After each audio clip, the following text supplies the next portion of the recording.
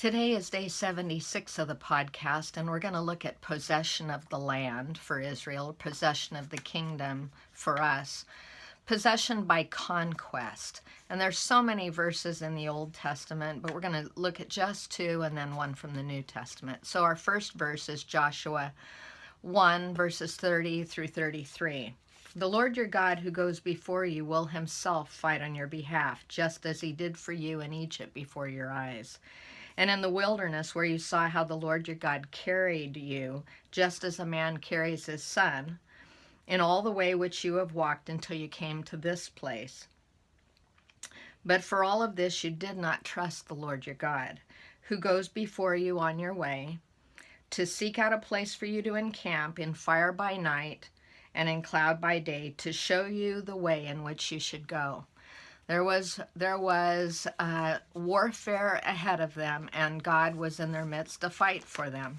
Then we read Joshua 3, verses 10 and 11.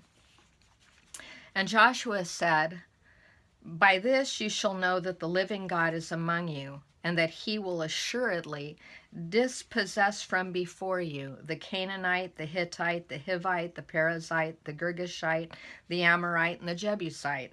Behold, the ark of the covenant of the Lord of all the earth is crossing over ahead of you into the Jordan.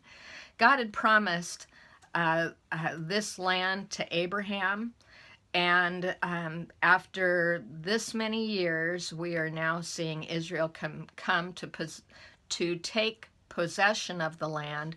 But the land is inhabited, and it's inhabited by those who are representative of the evil one for us. As we read the Old Testament, it is not to be seen as just a physical warfare, but for us, when we read the Old Testament, it has a lot of insights for the spiritual warfare, and that for us to possess the kingdom, we're also needing to dispossess territory of what is living and moving in the territory God's given to us. So I want to read 2 Corinthians 10, verses 3 through 5. For though we walk in the flesh, we don't war according to the flesh. For the weapons of our warfare are not of the flesh, but divinely powerful for the destruction of fortresses. We are destroying speculations and every lofty thing raised up against the knowledge of God. And we are taking every thought captive to the obedience of Christ. And we are ready to punish all disobedience whenever your obedience is complete. That's verse 6. There's such a picture in the New Testament for us to lay hold of spiritually what Israel had to lay hold of physically. So it's important to recognize what's at work for us, both internally and externally. What's at work opposing and trying to keep us from living into our creation design. We find ourselves facing three opponents in this spiritual journey of ours: the world, the flesh, and the evil one. We have to discover what is exalting itself against the knowledge of God in our life.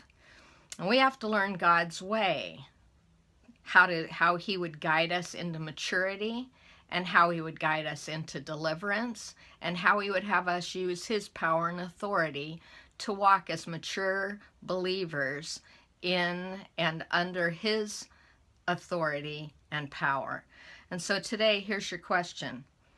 Do you recognize who or what is at work in your life or in the lives of those you love? Are you up against the world right now? Are you up against your own flesh? Or are you up against the evil one in a significant way?